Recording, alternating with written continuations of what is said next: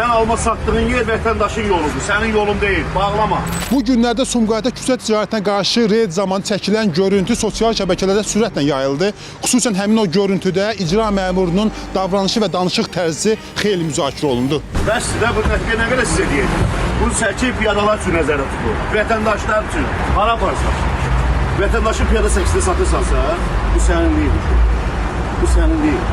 Orada aparma, xahiş edirəm. Belə çeyin, xahiş edirəm, özün apar.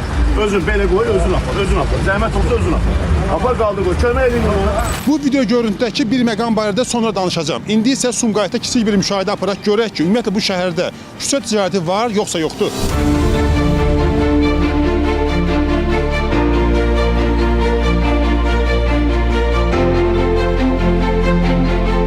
Bəli, bu bizim qısa müddətdə Sumqayıtda görüb çəkdiklərimizdir. Yəqin ki, müşahidələrimizi davam etdirirsək, bu kimi yerlər hələ qarşımıza çox çıxacaq.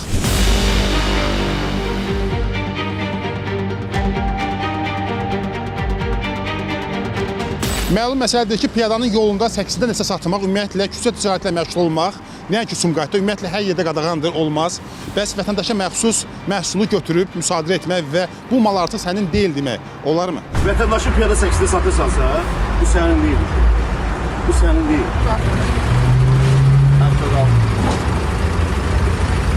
Çox qoyun maşına.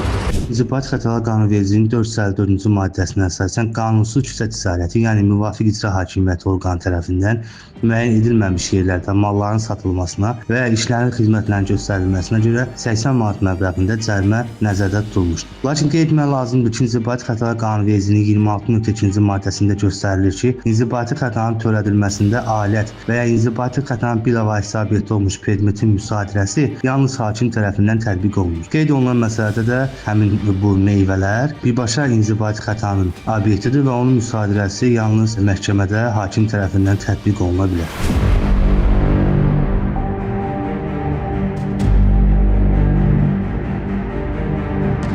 Məsələ ilə bağlı gəldi Sumqayıt şəhər icra hakimiyyətinə, nə həmin o video görüntüdəki icra məmuru Samir Bədəlov, nə də ki, digər bir qurum əməkdaşı qarşımıza çıxıb açıqlama vermək istəmədi. Yeri gəlmişkən bir məqamı da qeyd edelim ki, həmin o vətəndaşdan müsadirə edilən, götürülən məhsullar, meyvələr ona geri qaytarılıb. Meyvələr götürdülər, qoydular maşına. Sonra nə oldu ona axırı? Gətirdilər, qaytardılar. Bir səhv eləmişdi, gətirdi, gəldi, özü başa düşdü ki, səhv etdi. Ola bilər, bir ictimai qınaq oldu, cəmaat danışıq ona görə gətirdi qaytardı, yoxsa necə? Yəqin ki, də bu səhvin başa düşməsə qaytarmazdı ki.